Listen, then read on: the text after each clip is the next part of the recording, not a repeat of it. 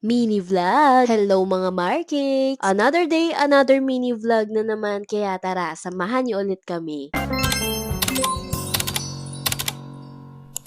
Kakagising lang namin ni Kayden dyan at nauna nga siyang nagising sa akin. Naabutan ko kasi siyang naglalaro na nitong mga toy cars niya. Nung kinagabihan nga bago kami matulog, nasubsob nga tong si Kayden kaya pumutok yung labi niya. Awang-awa nga ako kay Kayden noon mga mare dahil nagdudugo talaga yung labi niya noon. At pagkagising nga namin, napansin ko ang halatang halata na nga yung sugat dito sa labi niya. Tinanggal ko na nga yung bedsheet at mga punda sa kama namin dahil nga naihian nga ni Kayden. Ewan ko ba, parang kailangan na nga namin mag-upgrade ng mas malaki pang diaper ni Kayden ngayon. Lagi kasi siyang natatagusan na ngayon ng ihi mga mare. Kahit pinapalitan ko naman sa gabi at sa madaling araw yung diaper niya, napupuno pa rin sa umaga. Ang bilis talaga lumaki ng mga bata ngayon, no? Naalala ko tuloy dati na small diaper lang yung ginagamit ni Kayden dati, pero ngayon naka 4XL na siya. By the way mga mare, linggo nga pala nung mga araw na yan at nagligpit-ligpit lang muna ako dito dahil magsisimba rin nga pala kami mamaya. As usual, naglinis lang muna ako dito sa baba para naman pagkaalis namin mamaya ay malinis naman tong bahay. Salin lang muna ako ng alcohol dahil ubos na nga. Pag pala bumibili kami ng alcohol, galon na yung binibili namin. Mas nakakatipid kasi kapag mga gantong galon yung binibili namin. Ito yung mga dishwashing soap namin, mga galon na lang din yung binibili namin. Pagkatapos ko nga maglinis, ay pinaghandaan ko na nga tong si Kayden ng kakainin niya. So, etong kinakain niya is lunch na mga marat, hindi na nga kami nakapag-almusal. Medyo late na rin kasi kami nakatulog kagabi at tinanghali na nga kami ng gising ngayon. Manok nga pala yung ulam namin dyan at pagkatapos nga namin kumain, hinugasan ko na nga tong mga pinagkainan namin. Pagkatapos ko maghugas ng mga pinggan, nakasanayan ko na talaga na i-brush tong lababo. Mas okay kasi 'di ba kapag malinis tong lababo at walang mga sebo-sebo. Nung natapos na nga ako maglinis dito sa kusina, inasikaso ko naman tong si Kayden. Sinuotan ko na muna siya dyan ng pambahay para naman hindi na muna siya magdumi. Maya-maya pa naman kami aalis, kaya pinagsuot ko na muna si Kayden dyan ng pambahay dahil magdudumi pa siya dyan. Sayang naman kasi yung susuotin niyang pang-alis kung madudumihan lang, di ba? Kanina pa nga nanonood ng TV tong si Kayden, kaya nilabas ko na nga tong mga coloring book niya para naman meron siyang ibang ginagawa. Hindi rin naman din kasi maganda, di ba, na masyadong babad sa TV. Kaya mas maganda talaga na meron pang ibang mga pinagkakaabalahan yung mga anak natin. So, nung nakaraan, binilhan ko nga pala si Kayden ng mga coloring books at mga crayons. Kaya kung gusto nyo rin neto, ilalagay ko na lang yung link neto sa comment section. Eto nga yung crayons na sikat